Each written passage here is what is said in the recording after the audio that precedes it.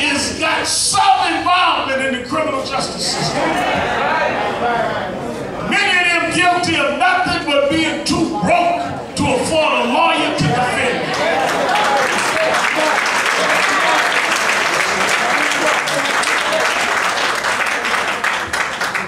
They're coupled with a culture that tells them to use their women as sex objects and never respect their mentality, their strength, and their human nature.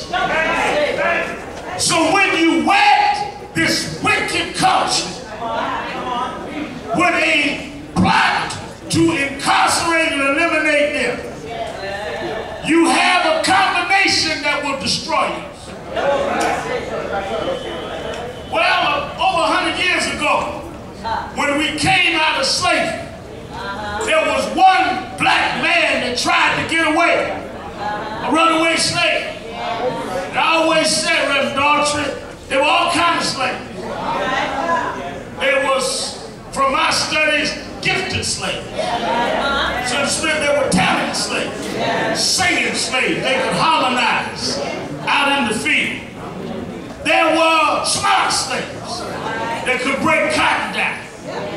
There were preaching slaves that would wear the top coat and the hat.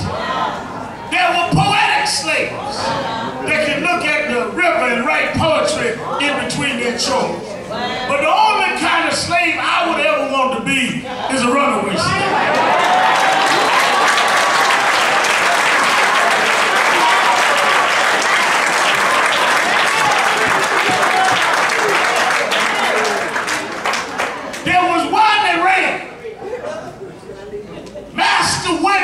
Retrieved him, and he said that I'm free. You can't retrieve marrying a free man. And a judge got on the bench named Roger Tate. Now let me get this right. Roger Tate was one that was against slavery.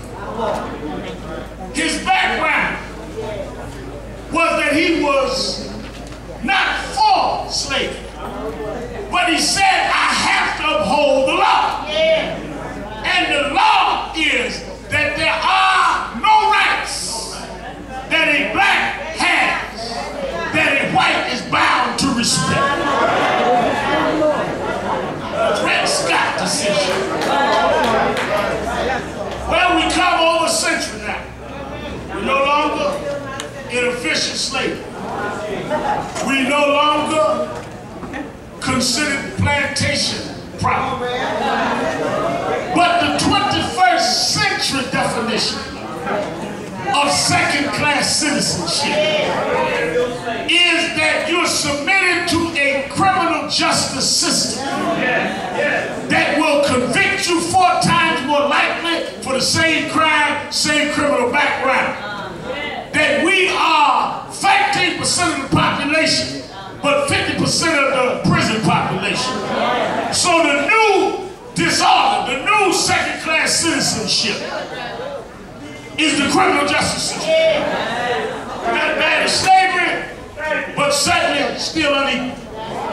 And yesterday, a Queen's judge that's supposed to have a good background got on the stand in his verdict and said that if you got that background and you have that demeanor, that in effect his ruling said you have no rights that a policeman is bound to respect.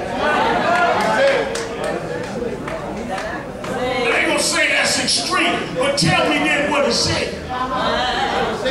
He could have got on the stand and just said not guilty.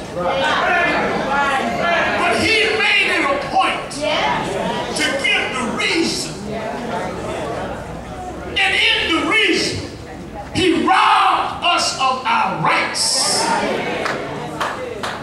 Because there's nowhere else in this city that people's background and demeanor is a factor in whether they're victims or not. Let me get this right. We in the post-race generation. You know, we don't need civil rights no more. Let me get this right. This year, 2008. Not 68, not 58, not as Brother Bell said, $55. 2008.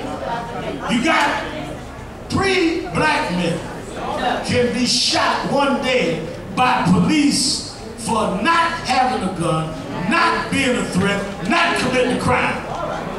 But a mob of 5 whites with a bat can go to a man's house with a threat.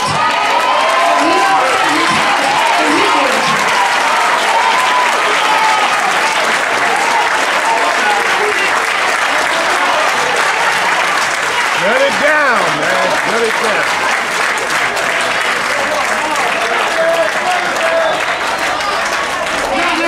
Y'all want to know why we're bringing the feds in the same state? Within 30 days, a black man is sentenced to jail, no matter, because a mob that admitted they came, threatening to do bodily harm, and he came out to get them away, and then a scuffle of guns go on, defending his home on his property with real corroborated threats. He go to jail. No weapon, no threats, no crime. They shoot and kill 1 man and wound 2 others. They go home because they got a bad attitude.